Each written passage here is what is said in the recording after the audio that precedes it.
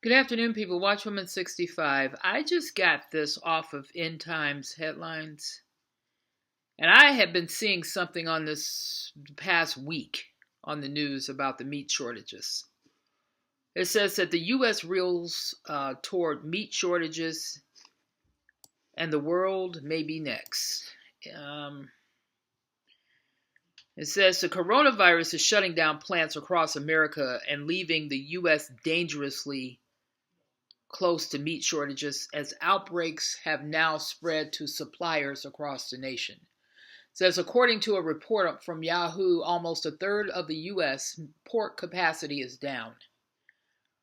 And the first big poultry plants closed Friday, leaving experts warning that domestic shortages are only weeks away. Now, I'm not here to bear bad news. I'm here to show you what's here and what's coming, and this is part of it, unfortunately. It says Brazil, the world's top shipper of chicken and beef, has witnessed its first major closure of the halt of poultry plant owned by JBS SA, which is the world's largest meat company. Key operations are also down in Canada, the latest being British Columbia poultry plant. With hundreds of plants in America still running, the staggering acceleration of supply disruptions is now raising questions over global shortfalls. Taken together, the U.S., Brazil, and Canada account for about 65% of the world meat trade. Is absolutely unprecedented, said Brett Stewart, president of Denver-based consulting firm Global Agri-Trends. It's a loose situation where we have producers at the risk of losing everything and consumers at the risk of paying higher prices. Restaurants in a week could be out of fresh ground beef. Now, let me explain something. What's going on here? Like I have been saying in the past, and like I've said in every video, this virus is the foundation for the Antichrist. Now, look, if the restaurants reopen, they're not going to reopen at full capacity. None of them will. Matter of fact, I was talking to my husband yesterday. He said the same thing I said. They're not going to be able to bring in a full profit, number one, because it's going to take time to build up where they were. Number two, they're not going to allow a full restaurant. They're only going to allow so many people in these restaurants at a time amid this coronavirus. They're not going to be running at full staff. Some of them, like I said, have gone under. This is going to hurt the food supply. I'm just going to put it out there and say it. This is going to devastate the food supply. And watch what's going to happen again. The supermarkets are going to be stocked and crowded once more amid this thing, just like it was at the beginning of this virus. A lot of these restaurants will go under because they're not going to have a supply to go to because of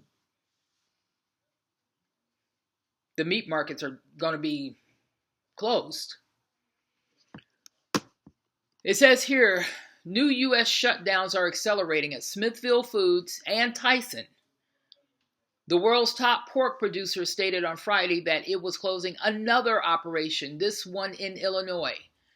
That report came less than an hour after Hormel Foods Corporation said it was idling two of its Jennie O turkey plants in Minnesota. A large hog slaughter facility in Indiana is also shutting down as well. Friday's news added to a flurry of other halts announced in the space of just a few weeks. Do you see what's happening here? There's no way the church has long here. There's no way. Because this is teetering on the tribulation. And like I had said before, if we're this close to the tribulation, how much closer are we to the rapture?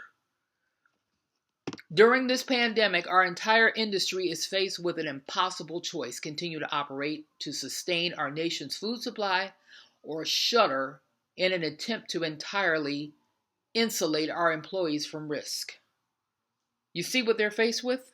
This is extremely serious. Smithfield said in a statement Friday, "It's an awful choice. It's not one we wish on anyone. The consequences of this are causing prices to surge." U.S. wholesale beef reached a record this week, and wholesale pork soared 29%, the biggest weekly gain since 2012. Prices are going to go through the roof, and people are going to stockpile, just like they do in any pandemic. This is what's going to happen. I'm just giving you this news. But like I said before, and I will hammer it in until the day we're gone, if we're this close to the tribulation and all of these things happening, how much closer are we to the rapture of the church? I'm just putting it out there. This is not a time to panic. This is a time to look up, because we're about to depart this earth. This is devastating because I can see this happening. I can see it happening. And I've been seeing it happen. So, I'll be back later with anything else that I have. And according to a report about Kim Jong-un, too many people are reporting that he's dead, he's in a vegetative state. Too many reports are coming out like that. So I don't know what to think, whether he's dead or alive. I really don't know. And quite frankly, it don't matter. And I'm going to be honest with you about it, because if his sister takes over, like I said before, she's worse than him. She's more evil than him. And she will cause the North Korea to try to go to war with the U.S. So it don't matter whether he's dead or alive, to be honest with you. But anyway, I will come back on later if I get anything else. Have a nice afternoon.